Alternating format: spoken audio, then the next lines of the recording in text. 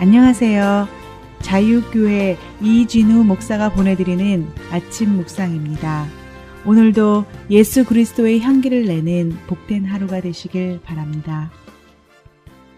8월 14일 금요일 아침 묵상입니다. 오늘은 거듭나야 보이는 하나님 나라라는 제목으로 어제에 이어 요한복음 3장 3절의 말씀 계속해서 묵상합니다.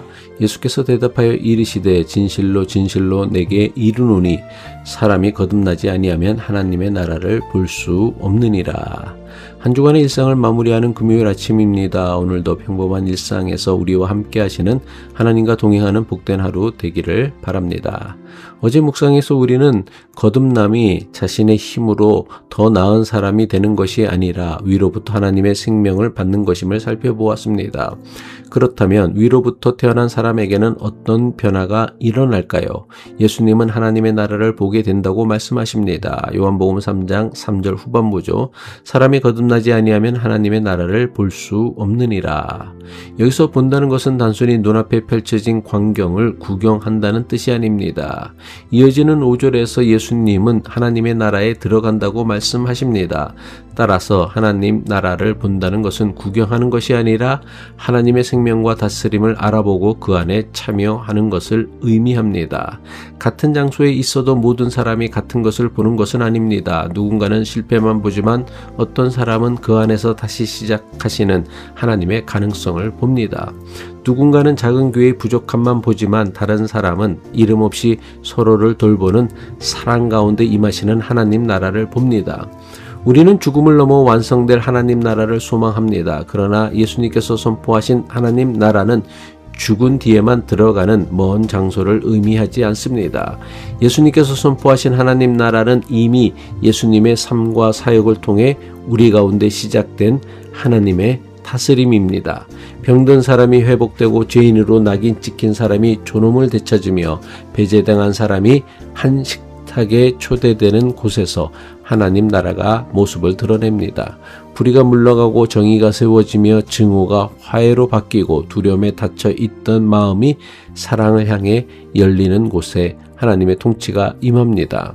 니고데모는 예수님께서 행하신 표적을 보았거나 그에 관한 증언을 들었습니다. 그래서 그는 예수님의 사역 가운데 하나님께서 함께 하신다고 고백했습니다. 그러나 예수님은 표적을 보는 것과 하나님 나라를 보는 것이 반드시 같은 것은 아니라고 말씀하십니다. 표적을 자신의 성공과 문제 해결을 위한 능력으로만 이해한다면 정작 표적이 가리키는 예수님과 하나님 나라를 보지 못할 수 있습니다.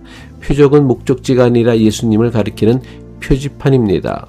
니고데모가 표적을 직접 보았는지는 알 수 없습니다. 그러나 그는 예수님의 놀라운 능력은 인정하면서도 자신을 내어주어 세상을 살리시는 하나님의 사랑은 아직 보지 못했습니다. 예수님께서 말씀하신 거듭남은 우리를 다른 세계로 데려가기 전에 먼저 지금 살아가는 세계를 다르게 보게 합니다. 거듭남은 세상을 떠나는 일이 아니라 같은 세상에서 이전에는 보지 못했던 하나님의 사랑과 생명을 발견하는 일입니다. 이전에는 사람을 성공과 실패, 유능함과 무능함, 내게 도움이 되는 사람과 도움이 되지 않는 사람으로 나누었다면 거듭난 사람의 눈은 모든 사람 안에 있는 거룩한 하나님의 형상을 발견합니다.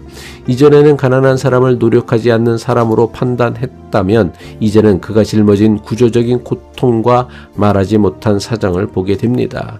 이전에는 몸이 약하거나 나이가 들어 교회에서 많은 일을 하지 못하는 사람을 부담으로 여겼다면 이제는 그 사람의 존재 자체가 공동체에 주어진 선물임을 깨닫습니다. 하지만 하나님 나라를 보는 것은 현실을 아름답게만 포장하는 일이 아닙니다. 고통받는 사람에게 모든 것이 하나님의 뜻이라고 말하며 불의를 외면하는 것도 아닙니다. 하나님 나라를 보는 눈은 오히려 세상의 상처와 불의를 더 분명하게 봅니다. 그리고 하나님께서 그 고통과 불의를 외면하지 않으신다는 사실을 믿으며 치유와 회복과 정의의 일에 참여합니다. 이민자의 삶에서는 눈에 보이는 성공이 매우 중요하게 느껴집니다.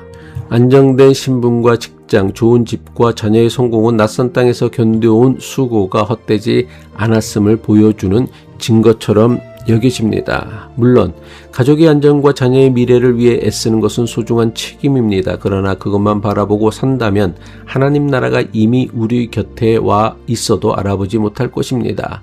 하나님 나라는 대단하고 화려한 모습으로만 오지 않습니다. 병원에 갈 교우를 위해 운전해주는 손길, 외로운 사람을 식탁에 초대하는 작은 환대 가운데 임합니다. 교회가 어려움에 빠진 가정을 위해 조용히 생활비를 나누고 아픈 사람의 이야기를 들어주며 새로운 사람에게 자리를 내어주는 순간 우리 가운데 이미 임한 하나님 나라가 모습을 드러냅니다. 사람뿐 아니라 교회 공동체도 성령 안에서 끊임없이 새로워져야 합니다. 교인 수와 건물의 크기, 재정과 프로그램의 성과만으로 하나님의 축복을 판단해서는 안 됩니다. 작은 교회라도 소외된 사람의 이름을 기억하고 서로의 아픔을 함께 짊어지며 사회의 차별과 불의 앞에서 침묵하지 않는다면 그곳에서 하나님의 다스림이 선명해집니다. 교회 자체가 하나님 나라는 아닙니다. 교회는 세상 가운데 하나님 나라를 가리키도록 부름받은 표지판입니다.